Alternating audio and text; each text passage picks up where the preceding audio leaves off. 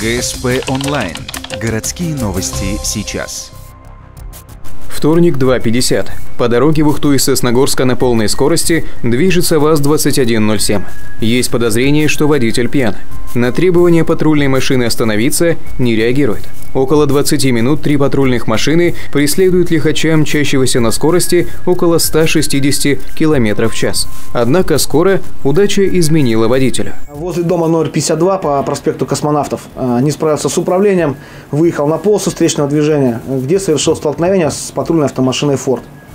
После чего с места ДТП также уехал, то есть проследовал по улице Синякова. И в районе дома номер 3 улицы Синякова был инспекторами остановлен, задержан. За рулем оказался житель Емвы 86-го года рождения. После медицинского обследования выяснилось, что он находился в состоянии алкогольного опьянения. За прошедшую гонку он совершил около 20 административных нарушений, 15 из них езда на красный свет. Автомашину лихача забрали на штрафстоянку.